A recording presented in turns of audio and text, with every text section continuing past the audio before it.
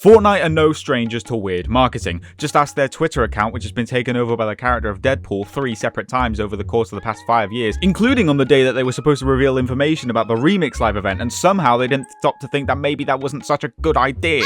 Marketing is what can make or break a product. Marketing is the reason why all of the Marvel Sony films somehow make money, and marketing is also the reason that Transformers 1 didn't make much money. One trailer had every single shot of the only decent scene in the film spread throughout the trailer to deceive the audience into thinking that the movie would be filled with scenes like this. They've done this 3 times, by the way. And the other was a Bumblebee being iconic for 2 minutes straight video disguised as a Transformers 1 trailer. Badassatron. But what I'm trying to say is that marketing is very important, and Fortnite knows this. It's safe to say that over the years they've had some pretty interesting marketing. I mean, if that's what you want to call this. So today I thought I'd gather you all around the fire pit and show you some of Fortnite's weirdest marketing yet. Also, use code TheBigCraigd and subscribe. Did you know they added Chris Pratt to Fortnite? And no, I'm not talking about that stupid fake Fortnite live-action movie trailer that's going around on YouTube. In Fortnite's infancy, they got Chris Pratt to do a series of Korean ads for the game. And in these ads, he was basically just bullying Koreans. Fortnite became the world's #1 game because it's casual and it's just so easy. Oh my god! And when I play Fortnite with Koreans, I find it especially, I don't know, easy. No, I don't know why these were Korean exclusive ads that were done in English, and I also have no idea why he's wearing the Squid Game jacket. Why was Chris Pratt in this? Did he owe someone money or something? What is he doing here? This reminds me of those terrible mobile game trailers that advertise something like Poop the Game, and then for some reason Pedro Pascal and Anthony Starr will be in it for some reason. Much like mobile game ads, Fortnite are no stranger to live action marketing. Like for the build up for Chapter 3 Season 4, where they released 4 teasers where people were just doing shit, and then Chrome would appear and then start spreading on things, and then it would just cut to the massive Fortnite logo with the Vine boom sound effect. Now, I don't know about you, but these teasers were really unnerving for me. And now that I've said that, I can't get that one image of SpongeBob and Patrick on that tiny roller coaster out of my head, but you know, shut up. I really like this kind of marketing, and the way they did it really helped hype up the season for me. Although they did my boy Fabio Sparklemane so dirty. What is this? Llama-O's? How lazy of a name is that? You already have a canon in-universe cereal brand, and you decide to make a whole new one and call it Llama-O's. Fortnite was even doing this weird live action stuff back in their early days, all the way back in Chapter 1 Season 5, where the build-up for that season, they just kind of put shit in places that it didn't belong. Like the Durr Burger head that they just threw in the middle of the California desert and called it a day. I have no idea if the Durr Burger head is still in the desert today, so if someone wants to head down to the California desert and find out for me, that would be great. A cool detail that I discovered while researching for this video is that at some point, the location where the Durr Burger head was located was called the 0 point on Google Earth, which is a really cool detail. I don't think it's there now because I couldn't find it, but that's just a really cool thing that I thought you guys might like to see too. In Chapter 2 Season 2's marketing, you could speak to Meowscles. Well, you know, kind of. Across billboards all over the world, there were phone numbers that, if you rung those phone numbers, it would play an automated message of Meowscles, and I vividly remember it being like a 20-second voice message of him coughing up a hairball. Now, I couldn't actually find the voice message anywhere, because every time I look up Chapter 2 Season 2 now, I get 50,000 videos of people claiming that Chapter 2 Season 2 Remix is already out. I mean, it might be out by the time you're watching this, but while I'm recording this, it's still got a few days left to go. You know what? Here's a dramatic recreation of what it sounded like from what I remember.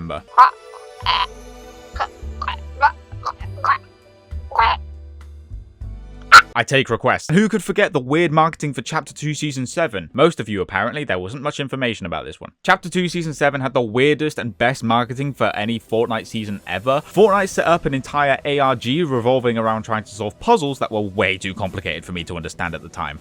And to this day. This ARG was so authentic that people outside of the Fortnite circle started getting involved and had no idea it was related to Fortnite in the slightest, and they were not happy when they found out that it was for a Fortnite season. I actually still have some of the puzzles and messages that I forwarded myself all the way back in 2021, as if I was actually going to try and solve them. At the end of the ARG, I believe we got a code to a creative map, which if you looked at the rock formation in a certain way, it would reveal the name The Last Reality. For those that don't know, The Last Reality is the term used for the alien faction in Fortnite, that covering the Chrome, Chimera, the Cube Legion, and the Nothing. Nothing! The name of the faction wasn't actually known at the time, so this was pretty big information at the time. Oh hey, do you remember when Fortnite went against Apple's terms of service by giving iOS users a direct payment feature which was cheaper for them to use and Epic Games would get a lot more money, so Apple removed Epic Games from the App Store and then Epic Games sued Apple because they are anti-consumer practices, which they did have, but thought they could win because they lowered the price of V-Bucks a few hours beforehand and thought that they could win because they had the power of gamers on their side, and then when they lost they were losing money so they had to raise the price of V-Bucks back to normal again.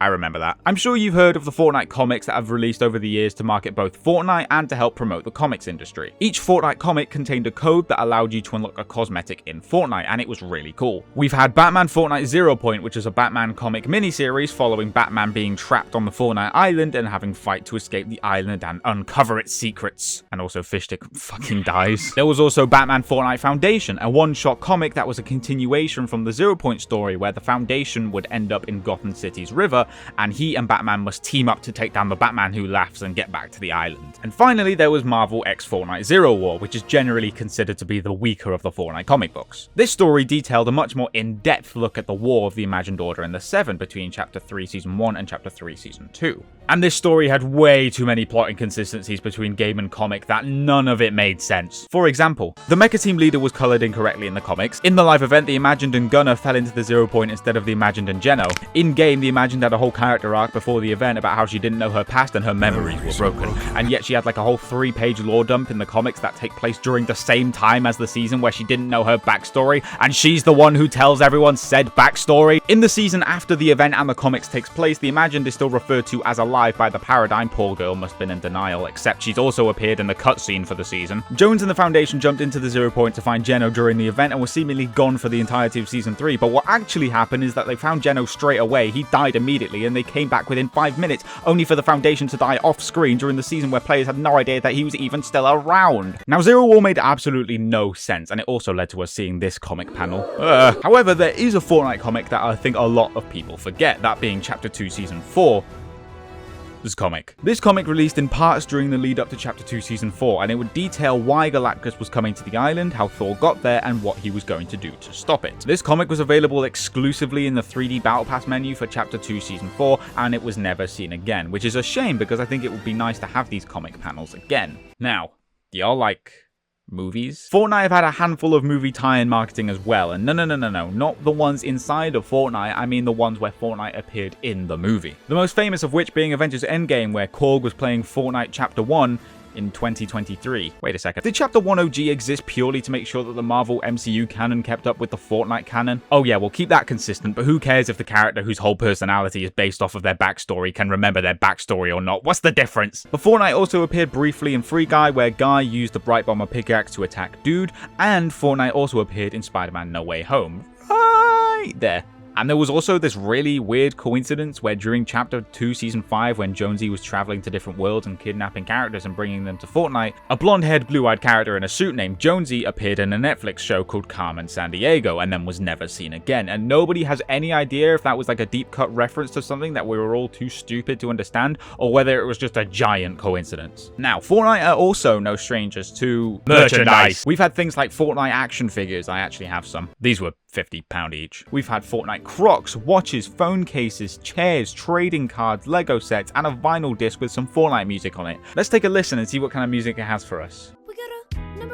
Fortnite also rented out the Las Vegas Sphere thing to advertise the new metaverse modes for Chapter 5 last year, where they actually used a song in Fortnite Festival that doesn't actually publicly exist, which is annoying to me because I really wanted to play that song. It makes sense that Fortnite would have rented out the Sphere because it seems like Americans treat that thing as some kind of primordial being. And why wouldn't they? Half the time it looks like this! They also apparently did something really weird regarding Eminem. One of Eminem's skins were completely removed from the files in an update at some point during Chapter 5, and nobody had any idea why. Only for it to randomly return to the item shop and people's lockers with a new emote that had the music from Eminem's new song, Houdini. People think it was a reference to the song because of the lyrics, Abra, Abra, Cadabra.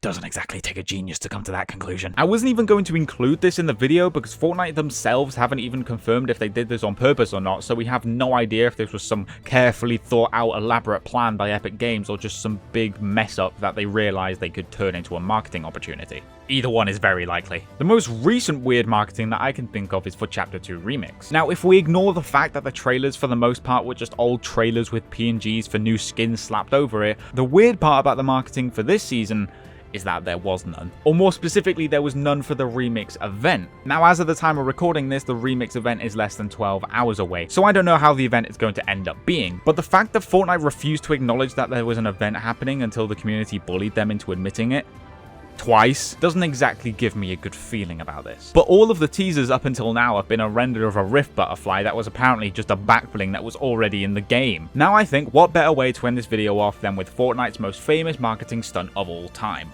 the black hole. This event shut down the game for 2 days with nothing but a black hole screen to keep players company. There was no word from Fortnite, there was nothing. This generated so much hype and attention for Chapter 2 that it genuinely felt like Jesus Christ himself had just spawned in. The story behind this is that Donald Mustard, the chief creative officer at the time, knew that Epic wouldn't take well to the game being down for 2 days, so he originally pitched a month and then whittled it down from there. I don't know why Donald admitted to doing that while still with the company, but hey, but there you have it. Those were some of the weirdest Fortnite marketing stunts that I have ever seen. If you think I've missed any, let me know in the comments, and I might make a part 2 to this video later down the line. Be sure to subscribe and use code TheBigCraigd in the item shop, and I'll see you next time.